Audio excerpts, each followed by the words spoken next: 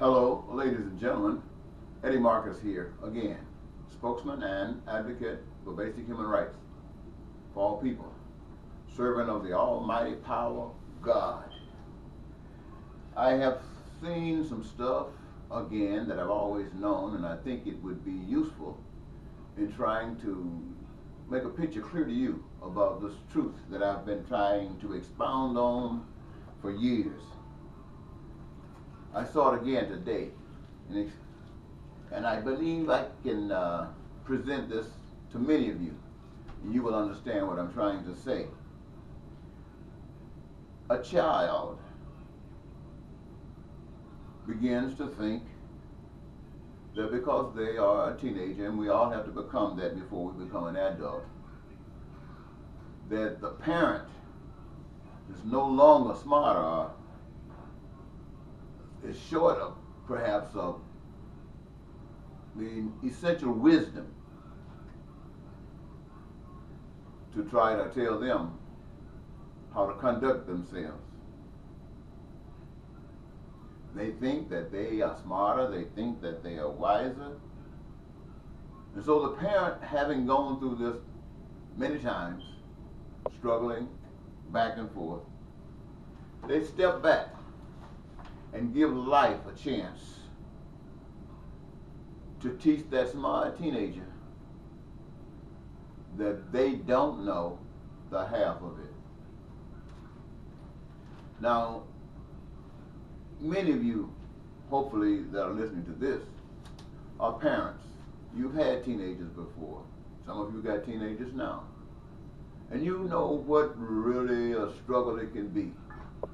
They used to say when they were toddlers, they get your head all in a spin. You haven't seen a spin until they become teenagers and they start thinking their way is the only way.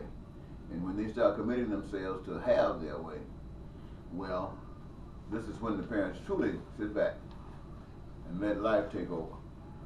And I just bring this to you because this is a representation of what humankind is like.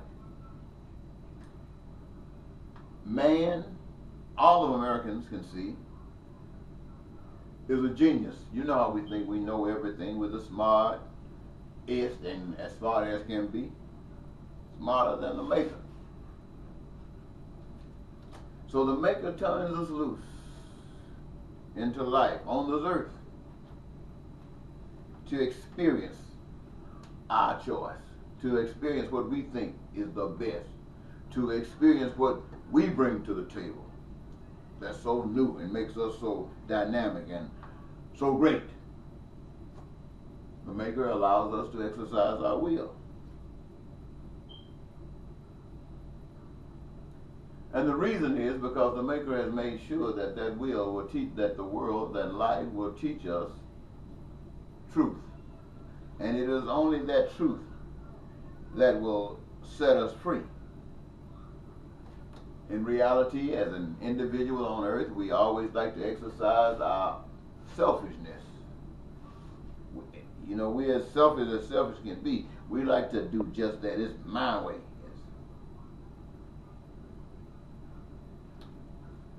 And we find out that our selfishness puts us in a position of division because some people think like we think. We agree with those.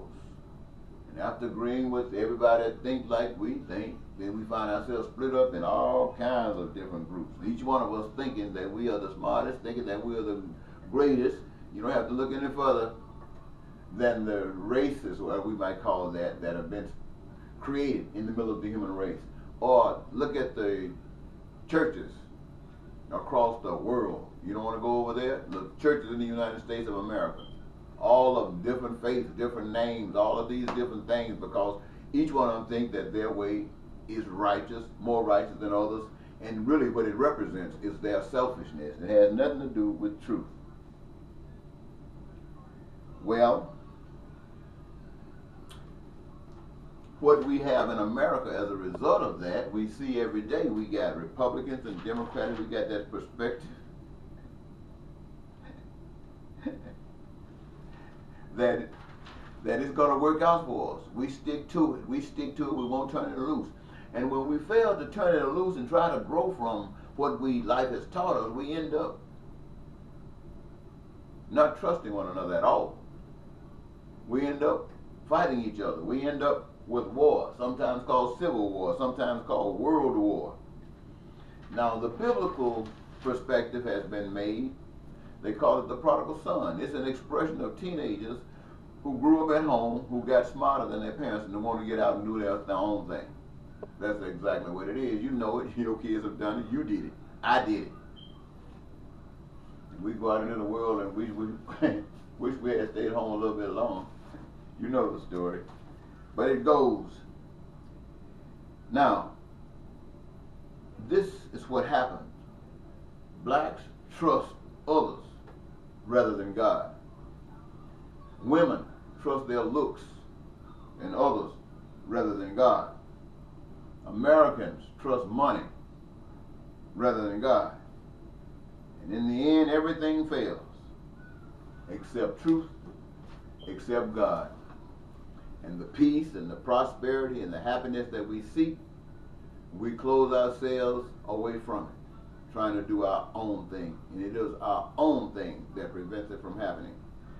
Now, ladies and gentlemen, I said I don't really come to condemn, but I come to tell you, every last one of you, that if you are going through any pains and suffering, it is on you. We might try to give you a little leeway by saying it was thrown on you, were blindsided. You didn't know it was going to be like this. Doesn't matter. It is like this. And the only way that you can change it and make it right is like that prodigal son who recognized that it got to be better. In fact, I know it is better because it was better where I come from than where I am right now. And rather than be where I am right now, I'd rather be back where I come from. And so you were willing to make that change. You were willing to accept the truth and walk according to that truth. And by doing so, that truth will set you free.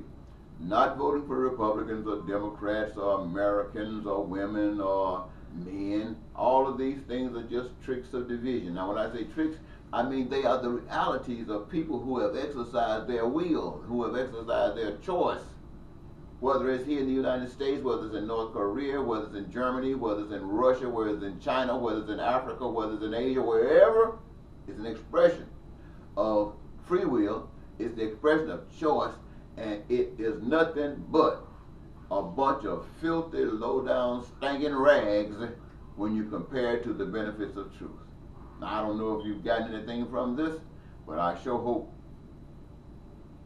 that it adds to